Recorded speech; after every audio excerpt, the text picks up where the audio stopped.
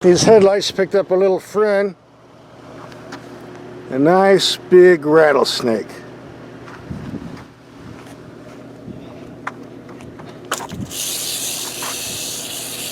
Uh-oh. So long, buddy. Didn't want to run over him. I'll tease him, but I won't run over him. Just for the record, kicking a rattlesnake's tail with your foot can be dangerous. They can turn around and bite you if you don't know what you're doing, so don't try that at home. In any case, it makes for a nice, exciting beginning for our Lexus RC-350 video. Lots of driving coming up, performance and fuel economy figures. So let's get started.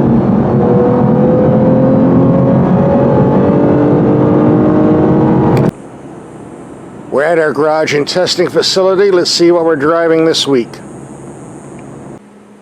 A 2018 Lexus RC-350 with some bright attention-getting paint. The RC series is a nice-looking model. Gets compliments wherever you go. There are actually three RC models. Number one on the bottom end of the scale is the RC 2.0 liter four-cylinder, putting out 241 horsepower.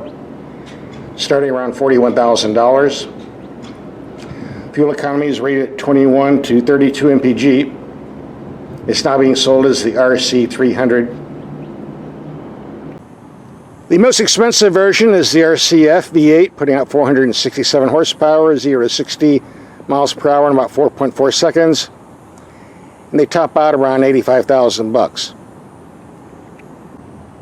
We did a video on both the four-cylinder and V8 RC models. We have links for those coming up at the end of this video.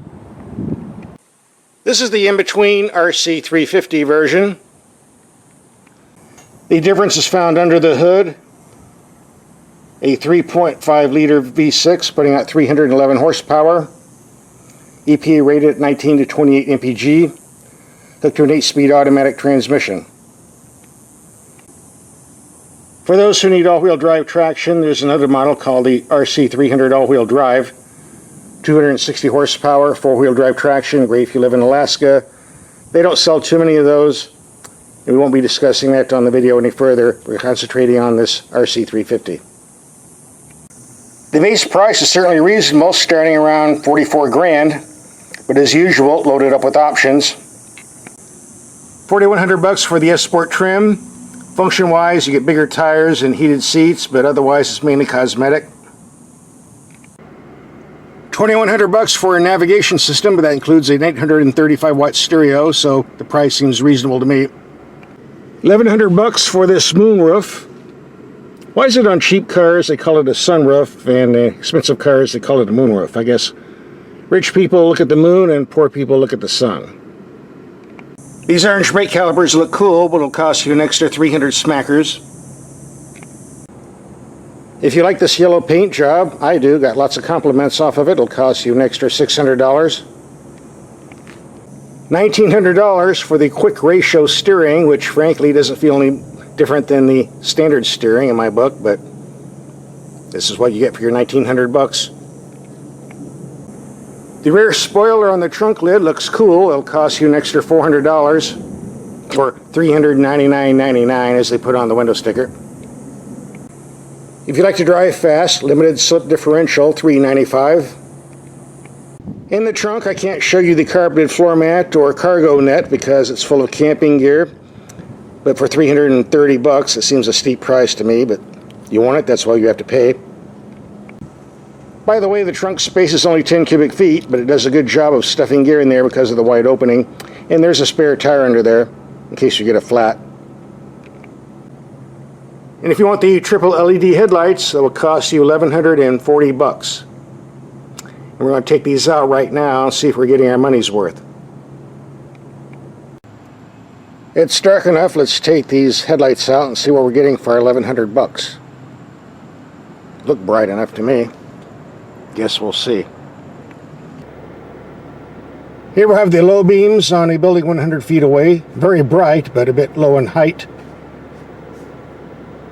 Go to high beam. Definitely an improvement. Now we'll move on to a longer distance. Here we have the brights on the building 300 feet away. Plenty of light up and down, plenty of light left and right. What can I say? Plenty of light. Very powerful beam. Go to low beam. Reaches out around 200 feet, more than adequate for city driving. If you're in the habit of driving on backcountry roads, you might want to keep the high beams on, because if you go to low beam, they ride low and have a habit of disappearing in the pavement when you enter dips. Not very healthy when there's a lot of wildlife wandering around. So keep the high beams on. These LED headlights do a great job of lighting up the pavement on these curved mountain roads.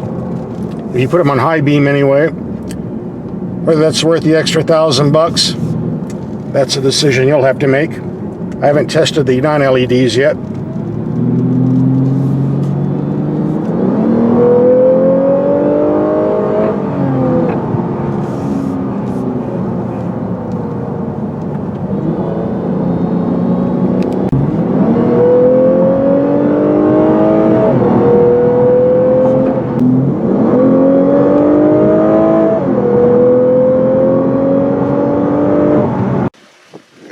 What's with the rattlesnakes tonight? Now we've got another one.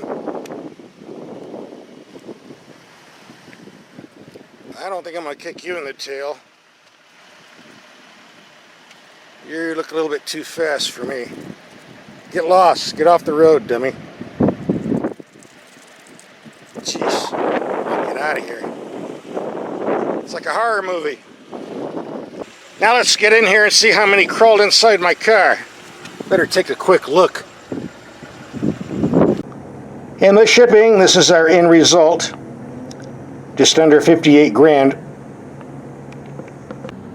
By the way, I stated earlier the EPA mileage was 19 to 28. That's what it said on the paperwork, but on the window sticker, they claim 20 to 28 with an average of 23.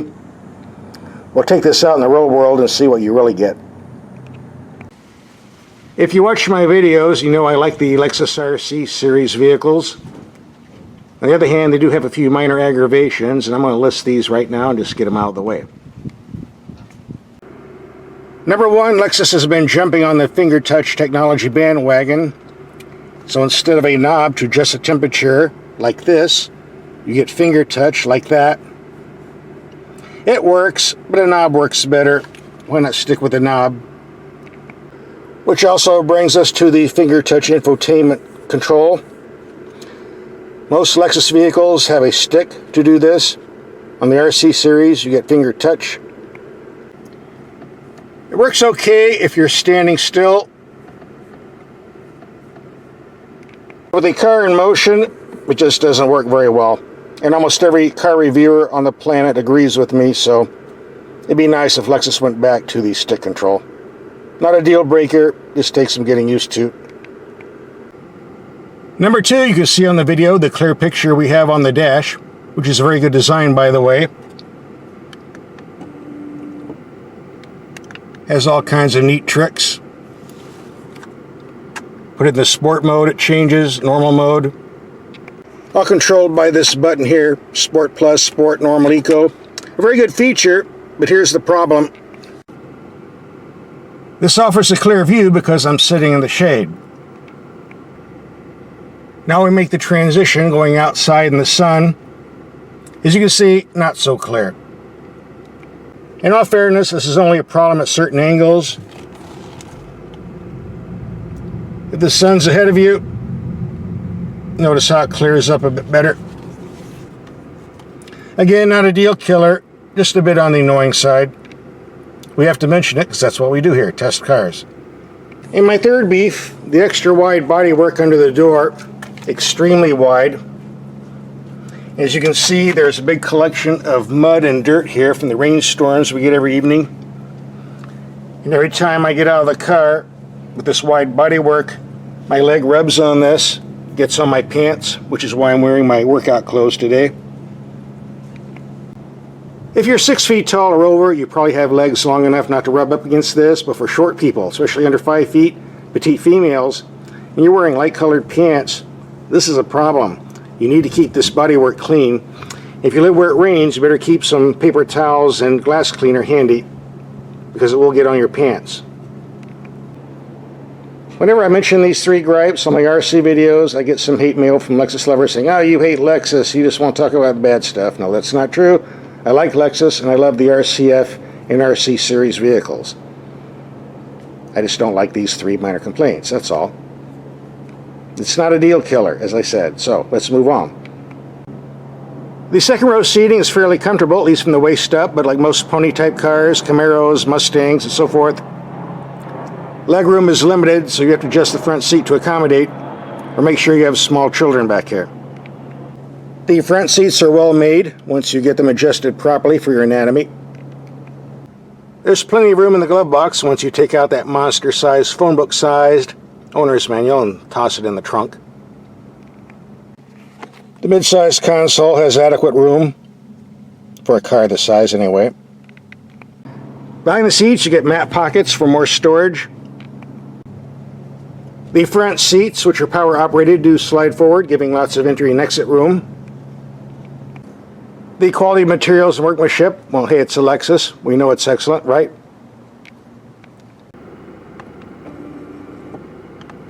And I do like this feature that shows you what gear you're in.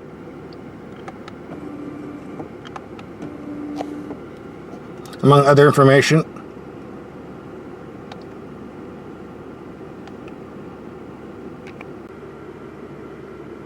And the best feature of all, if you don't want to use the automatic transmission mode, you can shift manually by popping the stick over to the left. Or you can shift manually with the paddle shifters on the steering wheel. And this is one feature I like about Lexus vehicles, putting the paddles on the steering wheel where they belong, which means they can be reached regardless of the steering wheel position. Going straight, mild curves, big corners. They're always right there by your fingertips. Compare that to the Italians who put them on the steering column, which means they can only be reached when going in a straight line, a totally inferior position. Paddle shifters belong on the steering wheel. End of debate. Now we're done with the first half of the video, the show and tell section. For the second half, we're going to do some driving, get some performance and fuel economy figures. The first thing we're going to do is take our infrared thermometer out and see how this bright yellow paint reflects heat in the sun. Yesterday's temperature was 114 degrees. Today it's relatively cool at only 103. But still hot enough for some people. Here we have a white car. A cool 116 degrees. A black Jeep. Just under 160. Okay, let's see how this canary yellow paint does. A nice cool 122 degrees, almost as cool as the white job. I think that's worth an extra, what was it, 500, 600 bucks? You know, maybe there's a way I could make some part-time extra money with this bright yellow paint. I have some ideas. Hey, maybe I could be one of these truly Nolan guys. Yeah, I could put some ears and a tail on this Lexus. Look cool. Hey, can I borrow your ears and tails to put on here and get a little part-time work? I don't know about that. Well, come on, the car's only 65 grand. Yeah. I'd have to do a lot of work to pay for it. You know what, I guarantee you if you put some ears on there, we'd probably let you run around with us. And all right. Those teeth are cool too. A lot of testers have been complaining about the weight of the RC series, and yeah, it's not lightweight, around 3,750 to 4,000 pounds, but I looked it up. Not much more than a fully loaded Mustang or Camaro. The Ford Mustang V8 GT I had last time was just under 4,000 pounds. Pretty close to this. On the other hand, with only 311 horsepower, pulling almost 2 tons, it's not as fast as the RCF V8, of course, but 0 to 60 in around 6.5 seconds is nothing to complain about.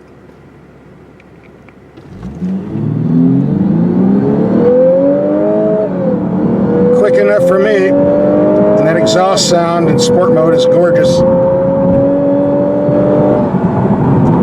This vehicle moves up pretty good when you press that throttle down. These brakes are perfect, by the way.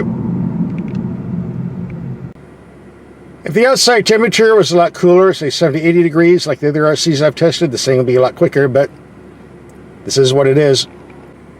Still, it's quick enough for me.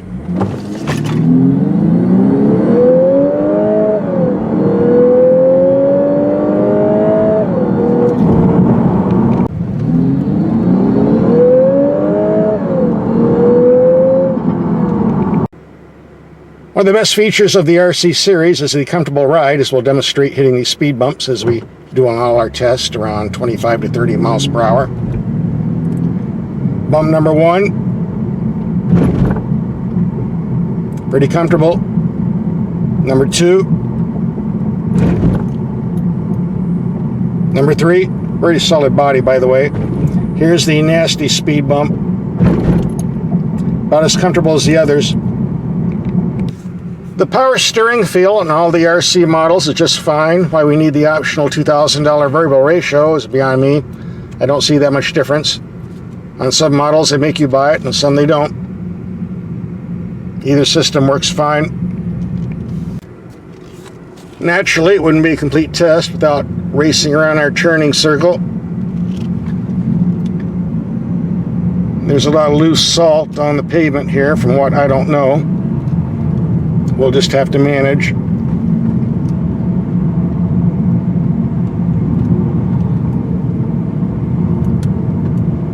Seems pretty quick to me. This vehicle is an excellent expressway cruiser. Low noise level, comfortable ride. Definitely worth the extra couple hundred pounds of sound deadening that everyone's bitching about when we talk about the total weight. I think it's worth it. And this V6 has plenty of passing power. No complaints from me. Its compact size makes it easy to cut in and out of traffic too.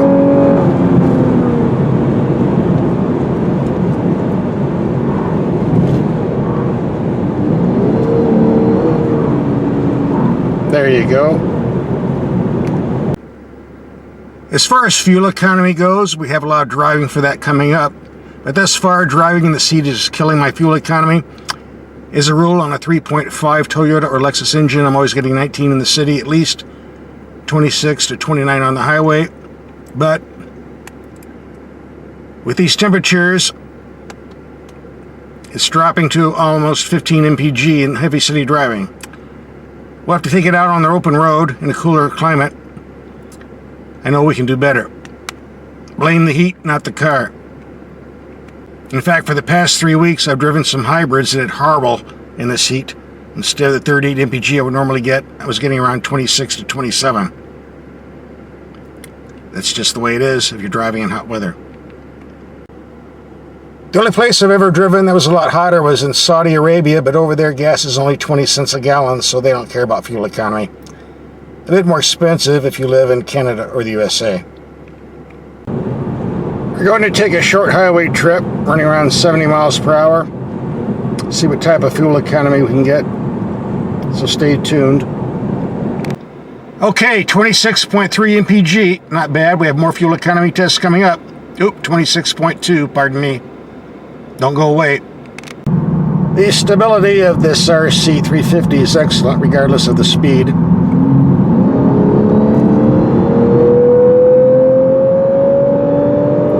Very smooth.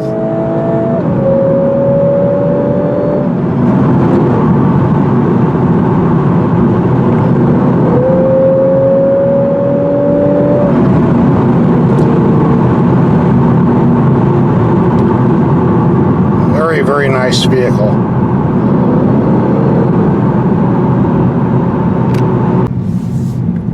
In taking tight corners like this is why the paddle shifters on the steering wheel come in handy. Very easily reached regardless of how tight the corner is.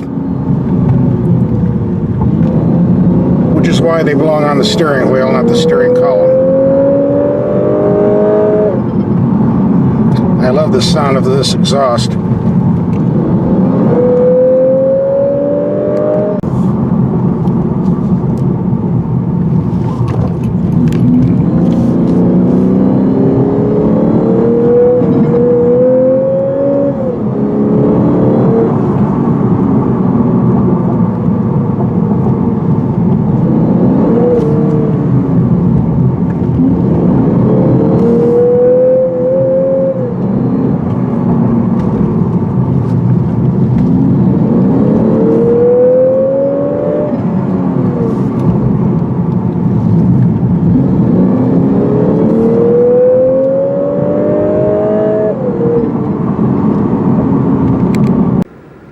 been doing some night driving where the temperatures are cooler. Right now it's 88 degrees.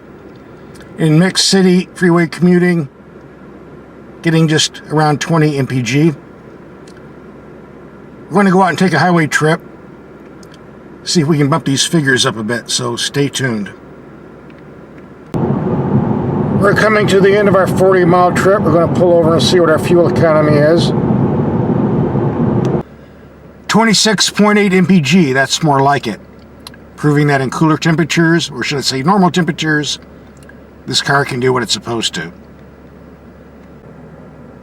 We're going to reset the computer for another highway run at night with an outside temperature of a cool 82 degrees. So let's do it. I like taking these expressway trips in the RC-350. A very smooth, comfortable car to drive, great for long trips. And we're about ready to wrap up this trip here. We'll pull over and see what our fuel economy was. Let's see, we're cruising at 70 miles per hour, getting 29.8 mpg. I'd say that's better than previously. This is the end of our highway trip. Let's pull over and see what our fuel economy turned out to be. 30.4 mpg. I think you've redeemed yourself. So what's my take on the RC-350 after a week of driving? Well, it's definitely not as quick as the RC-V8. But it's less expensive to buy, smoother, quieter, more economical to run. Overall, a very practical car, and I liked it a lot. My only beef is the way Lexus jabs all these options on you and then charges outrageous prices for them, but that's just the way it is with these luxury cars, especially limited production ones. I know it's hard for a lot of consumers to believe, but on limited production vehicles like this, there isn't much profit to be made on the base vehicle. In some instances, they're actually losing money, so unless they tack on a lot of options, there's just no money to be made here, and that's why they do that. If you can afford the price, this is a very nice car, and being a Lexus, it's going to last long after the warranty runs out. You can't say that about a lot of European vehicles. Here's some links to other fancy Lexus vehicles we've driven. Just click and watch.